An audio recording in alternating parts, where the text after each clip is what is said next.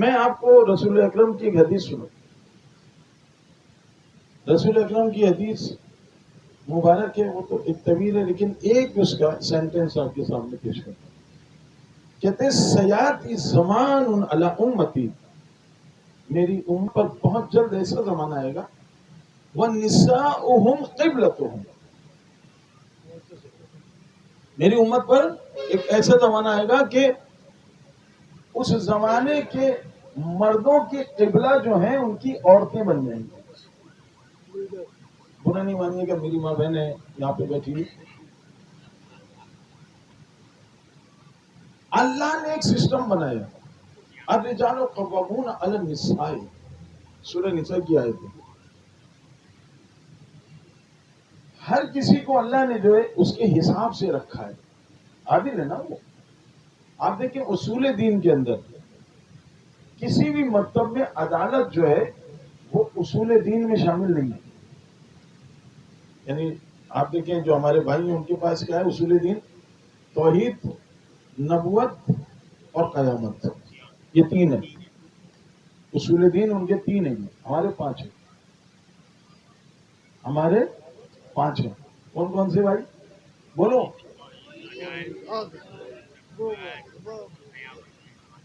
توحید، عدل، نبوت، امامت اور قیامت. ٹھیک ہے. عدل کیوں رکھا اس اصول دین میں؟ عدل کیوں رکھا؟ اور کمال خدا کی قسم، یہ امامت جو ہے نا، یہ قتلی قتل علی لشدت عدالت، علی قتل ہوا شدت عدالت کی وجہ سے. اللہ، یہ عدالت جو ہے اصول دین میں کیوں رکھی ہے؟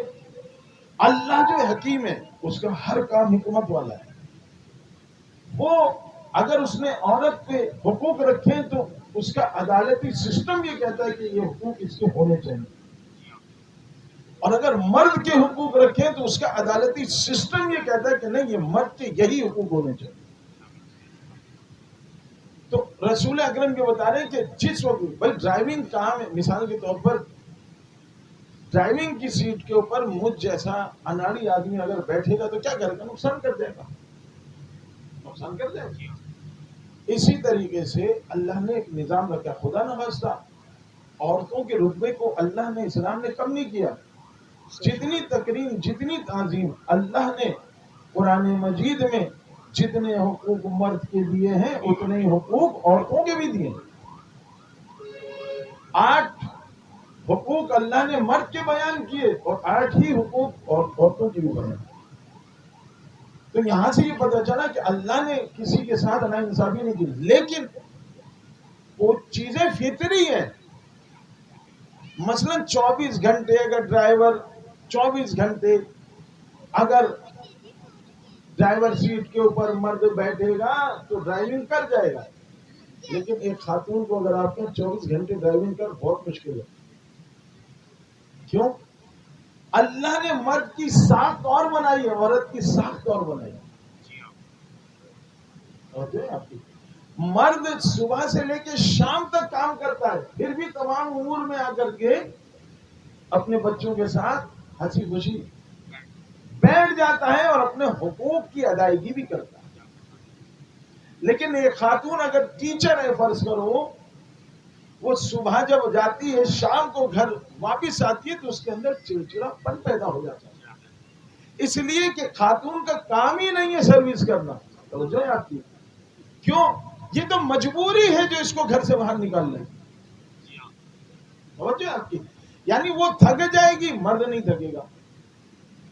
تو اللہ نے ہر سسٹم کو فطرت کے مطابق رکھا ہے. ٹھیک ہے. تو اس میں جو ہے ناراض ہونے کی ضرورت نہیں ہے کہ رسول اکرم جو کہہ رہے ہیں نساؤہم قبلتہم، اس زمانے میں ایسا ہو جائے گا کہ مردوں کی قبلہ جو ہیں وہ عورتیں ہو جائیں گی. اب دیکھو کیا نقصانات ہیں تمہارے سامنے، آپ کے سامنے کیا نقصانات سامنے آ رہے ہیں کہ وہ یعنی ساری خدائی ایک طرف اور وہ کہتا ہے نہیں میں نہیں پہنچ سکتا. ایک تو یہ مسئلہ. دوسرے امیر المومنین علیہ الصلوۃ والسلام کا عجیب و غریب جملہ ہے. خدا کی قسم نہج البلاغہ آپ اٹھا کے تو دیکھیں. آپ فرماتے ہیں کہ میری ماں بہنیں ناراض تو نہیں ہوں گی. مولا فرماتے ہیں کہ تم ان کی صحیح بات کو بھی نہ مانو. اللہ فوری طور پر ان کی صحیح بات کو بھی نہ مانو. کیوں؟ کہتے ہیں اگر فوری طور پہ تم نے ان کی بات کو مان لیا تو کل کو ان کی ہمت ہوگی کہ غلط بات کو بھی منوائیں گے. اب پتہ نہیں میں دھرنے سے واپس کیسے جاؤں گا، وہ بات الگ ہے. مرد تو خوش ہو رہے ہوں گے، میری ماں بہنیں جو ہے مجھے دل میں پتہ نہیں کیا کہہ رہی ہوں. بھائی محمد والے محمد صلی اللہ علیہ وسلم. ہماری گفتگو یہ ہو رہی تھی کہ اللہ نے ایسا نہیں کہ ہمارے اندر انقلابی جمس نہیں ہے، انقلابی جراثیم نہیں. ہمارا جو انقلاب ہے 1947 میں ہی یہ قوم انقلاب لے کر کے آ گئی تھی اور پاکستان بنا لیا تھا. میرے بھائی پاکستان بنانا آسان کام نہیں تھا. ذرا سا کشمیر پھنس گیا.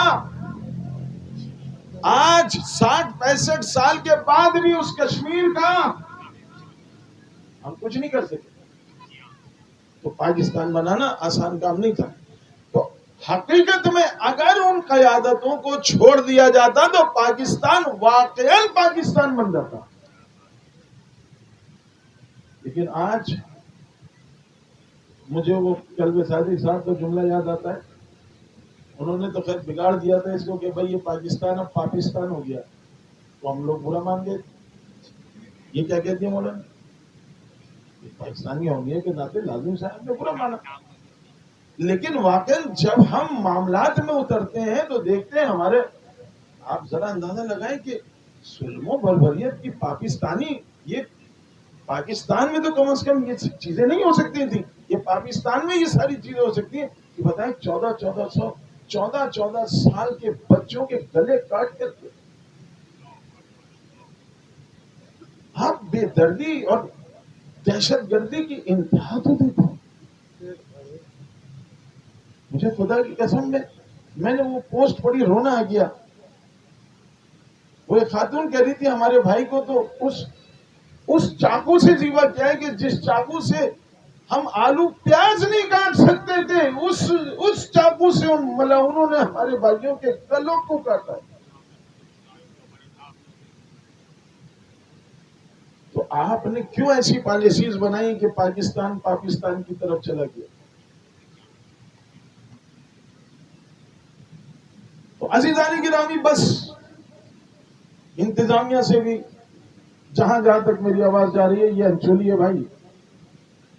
ماشاءاللہ انچولی والوں میں بڑا جذبہ ہے، بڑا حوصلہ ہے. مجھے پتا ہے میں بھائی برن کراچی ہوں.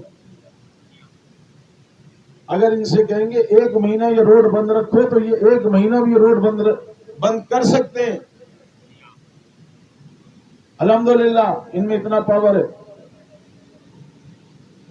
تو ایجنسیز بہتر تو یہی ہے کہ وزیر اعظم کو سمجھائیں کہ یہ کوئی ایسی معیوب چیز نہیں ہے. چلے جائیں آپ، شہداء آپ کا انتظار کر رہے ہیں. آپ کی عزت میں اضافہ ہوگا، عزت گھٹے گی نہیں. لیکن اگر آپ نہیں جائیں گے تو نہ یہ عوام آپ کو عزت دے گی، نہ اللہ آپ کو عزت دے گا. پہلے تو یہ کام کر لیں. اور دوسرے فی الفور یہ نامعلوم کا جو الاپ ہے نا، ابھی آپ اس کو بند کر دیجیے. اب کچھ بھی نامعلوم نہیں ہے. اب تو سسٹم ایسے آ گئے ہیں کہ اب تو کچھ بھی نامعلوم ہے ہی نہیں. ہاں نا، آپ دیکھیں نا، ایک صاحب کہنے لگے مجھے جو ہے وہ ایف آئی اے والوں نے بلایا اور بلا کر کے میرے سامنے میری ریکارڈنگ رکھ دی. کہنے دیکھیے یہ آپ بول رہے ہیں، یہ دیکھیں آپ یہ کر رہے ہیں. توجہ ہے آپ کی. ان ایجنسیز کے پاس وہ انسٹرومنٹ ہیں کہ مجھے اور آپ کو خبر ہی نہیں ہے.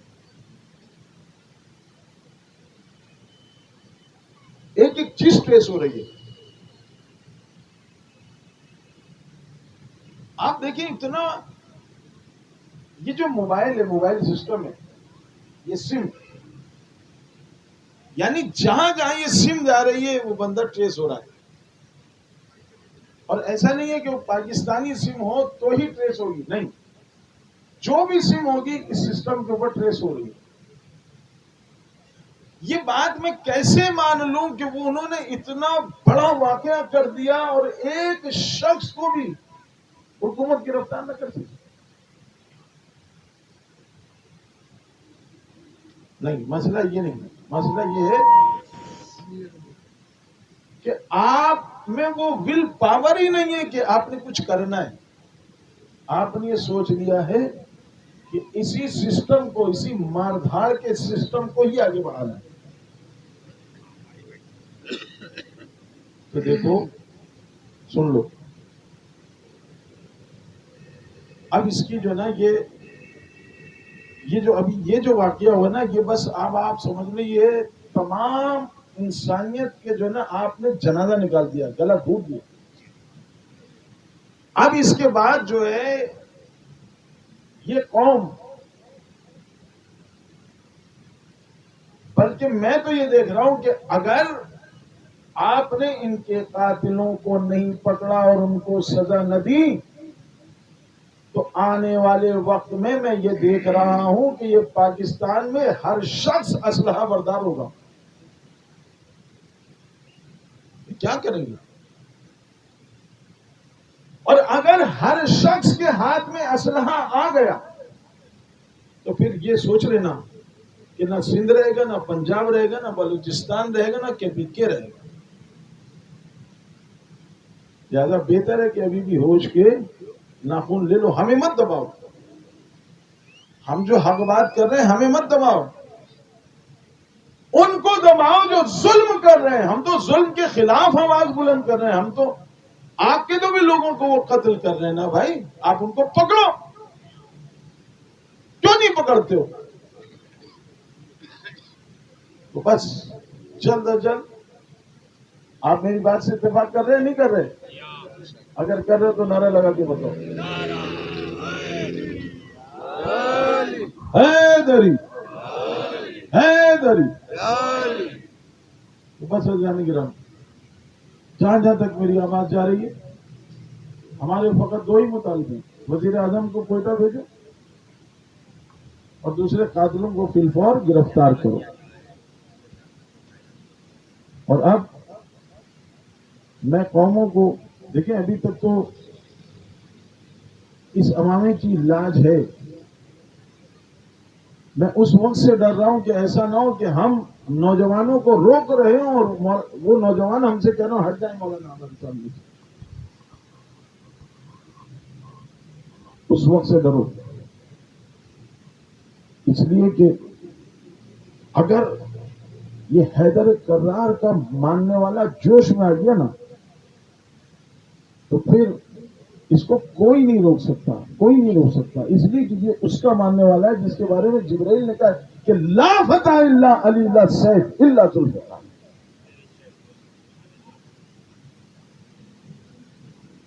خدا کے واسطے ہوش کے ناخن لو، ملک کو بچاؤ.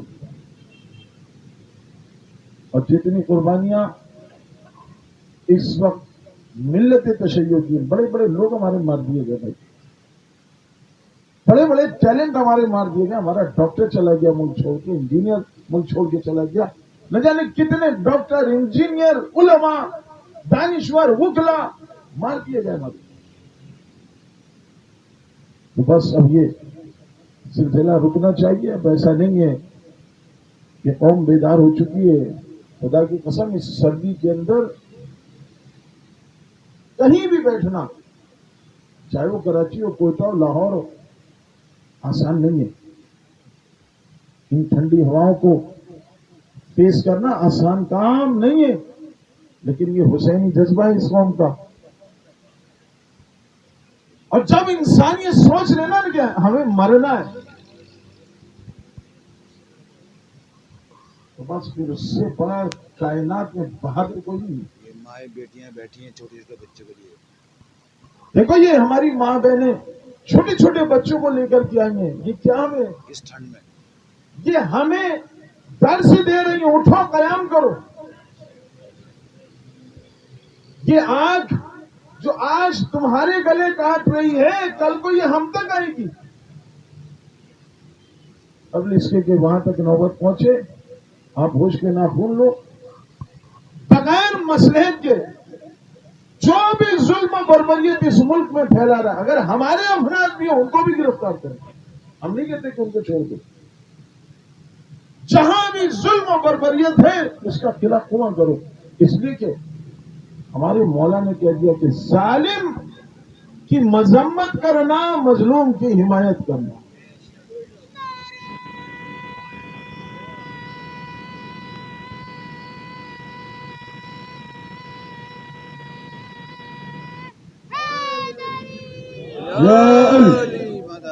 ویسے تو میں نے کوشش کی ہے کہ شادمان لگو صاحب آپ کے درمیان تشریف لائیں. یا علی یا علی.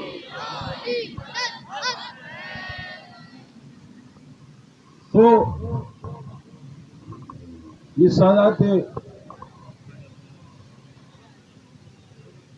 سادات امروہہ کا علاقہ ہے. اور آپ کو پتا ہے کہ سادات جو ہے وہ خون دینے میں پیچھے نہیں رہتے، بلکہ یہ سادات کا ہی صدقہ ہے کہ آج ہمیں دین ملا ہے. چپے چپے پہ سادات کی قربانیاں ہیں. تو ان کے خون کو مزید جوش میں مت لاؤ.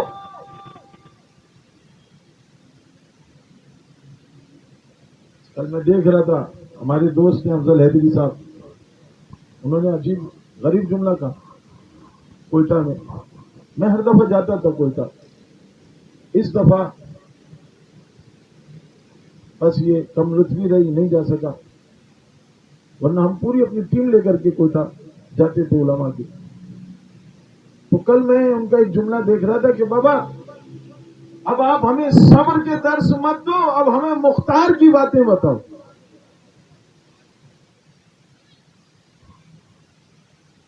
دیکھو ہمارے پاس ہر کردار موجود ہے اور ہے ہمارے پاس مختار، یہ بھی ہم بتا دیں آپ کو. یہ تو صرف جس کو کہتے ہیں نا کہ جس طریقے سے جناب زینب نے کہا تھا نا کہ اے مختار ابھی تلوار نہ کھینچنا،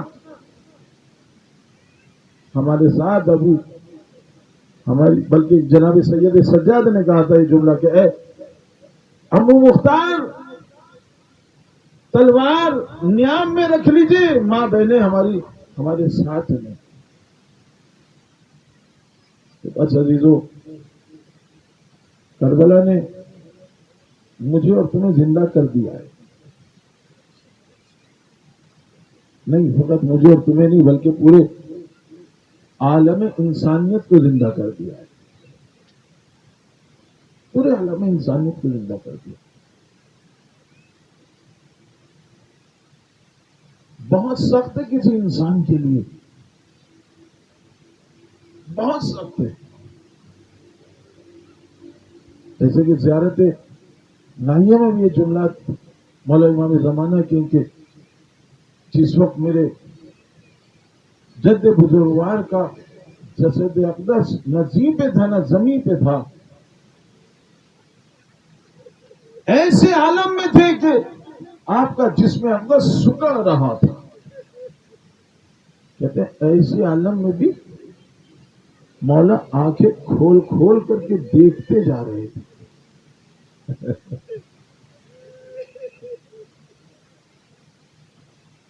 مولا کس کو دیکھ رہے ہو؟ مولا کس کو دیکھ رہے ہو؟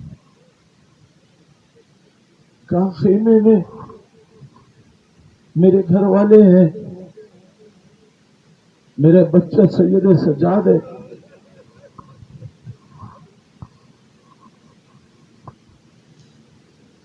اے عزیزوں ادھر یہ بھائی ہے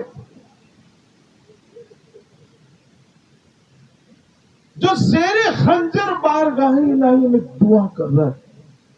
اے پالنے والے، اے زمین کربلا ذرا نیچی ہو جا، اے زمین کربلا ذرا نیچی ہو جا. اللہ تمہیں کربلا لے جائے. تم وہ منظر دیکھو، وہ مقام دیکھو. ایک مقام ہے جس کا نام ہے قلعہ زینبیہ. میں نے پوچھا یہ بلند کیوں ہے؟ ایک مقام ہے جو گودال ہے جہاں پہ قبر جناب شبیر ہے. میں نے پوچھا یہ اتنی نیچی کیوں ہے؟ وہ قلعہ زینبیہ اتنا بلند کیوں ہے؟ کہا ایک طرف وہ بھائی تھا اور دوسری طرف بہن تھی.